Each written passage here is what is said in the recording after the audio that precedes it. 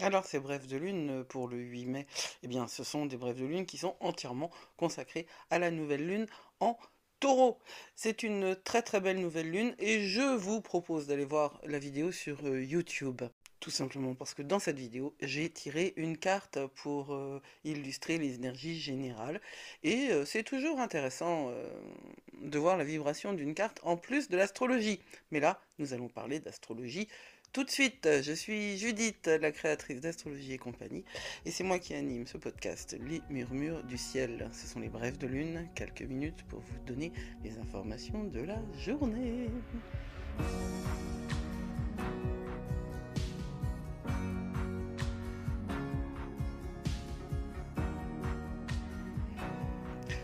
La nouvelle lune en taureau. C'est un moment où on peut recommencer un nouveau cycle, comme toutes les nouvelles lunes. C'est en taureau, c'est un signe de terre, c'est un signe fixe.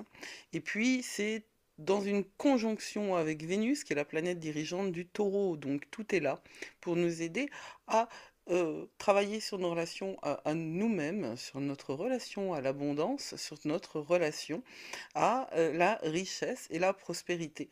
Il y a aussi les mêmes énergies que le début de semaine, le sextile à Saturne et Mercure qui conjoint à Chiron.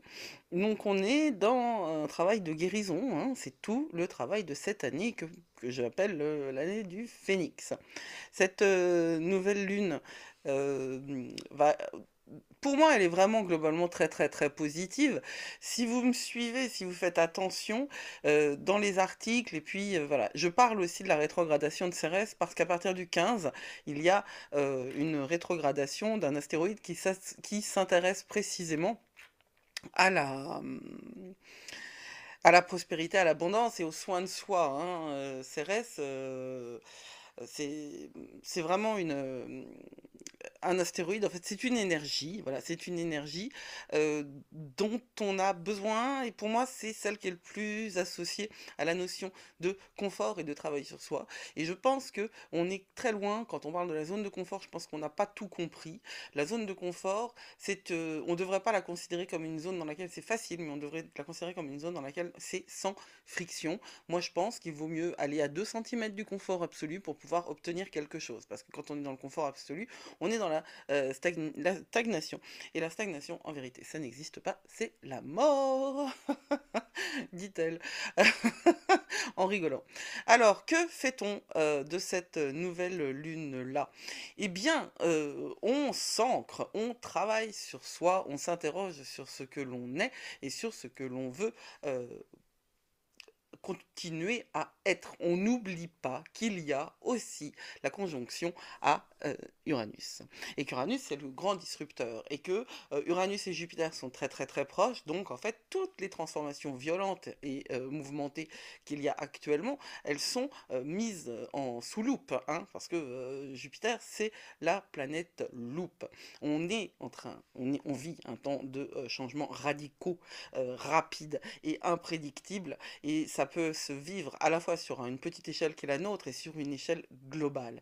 Réellement, cette nouvelle lune-là, elle vous encourage, elle nous encourage à approfondir notre conscience de ce qui se passe dans nos corps, sur le time to time, quoi, vraiment, seconde après seconde, minute après minute. Et nous devons nous engager à rester connectés à nos besoins, aux besoins de notre corps, à prendre des décisions. Et parce que ces décisions, elles vont engager la suite, et ces décisions, elles doivent être prises en relation avec ce que nous sommes pour pouvoir naviguer des changements qui sont inévitables. Les cartes que j'ai tirées, je vous propose réellement d'aller voir cette vidéo sur YouTube. D'abord parce que ça fait longtemps que j'avais pas fait une vidéo face cam comme ça d'une demi-heure pour parler d'astrologie. Et ensuite, parce que c'est très intéressant de voir que j'ai tiré le chariot et que la carte de l'ombre, c'est la roue de la fortune. Alors la carte de l'ombre, c'est celle qui parle de l'inconscient, en fait, de ce qu'on ne sait pas quand on lit une carte. Et on est réellement là dans une espèce de balance entre la pensée magique, qui est un petit peu représentée par la roue de la fortune, et l'action nécessaire du chariot, c'est-à-dire une action qui est quand même elle aussi euh, ambivalente, duel. Et c'est ça notre réalité. C'est ça, c'est que Uranus, hein, c'est une planète de la disruption, c'est une planète du changement, c'est une planète de la disruption, c'est une planète du changement, c'est une planète de la transformation, et qu'elle est en taureau, et que le taureau, s'il y a un truc qu'il n'aime pas, c'est le changement. Et pourtant, nous devons faire face à ça. Alors, je vous convie à travailler sur l'amour de vous-même, à explorer cette dimension qui n'a rien à voir avec le nain, à explorer ce narcissisme et qui est véritablement dans une nouvelle cette dimension qui n'a rien à voir avec le narcissisme, de votre réalité dans le narcissisme et qui est véritablement dans le monde de votre rôle, dans une nouvelle conception et de ce que vous devez, de votre réalité dans le porter à la société et le monde de votre rôle à tout ce qui l'entoure. Moi, et de ce que vous devez, à mon année magique, je propose pas apporter à la société et pas mal de choses pour explorer ça. Il y a à tout ce qui l'entoure. Moi, dans des rituels aussi, pour mon année magique, je propose pas faire face à l'adversité et pas mal de choses pour explorer ça. Il y a le rituel pour la nouvelle lune, il s'appelle Je suis mon essence et c'est vraiment quelque chose. Des rituels aussi pour s'ancrer dans soi-même et être soi-même en tout autant faire face à l'adversité et authenticité. C'était Judith pour le rituel pour la nouvelle lune. Il s'appelle Je suis les brèves de lune d'astrologie et compagnie. Je vous souhaite une très bonne naissance et c'est vraiment quelque chose. Belle journée.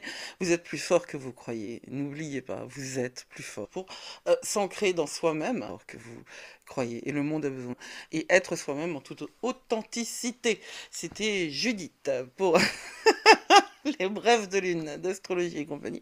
Je vous souhaite une très belle journée. Vous êtes plus fort que vous croyez. N'oubliez pas, vous êtes plus fort que vous croyez et le monde a besoin.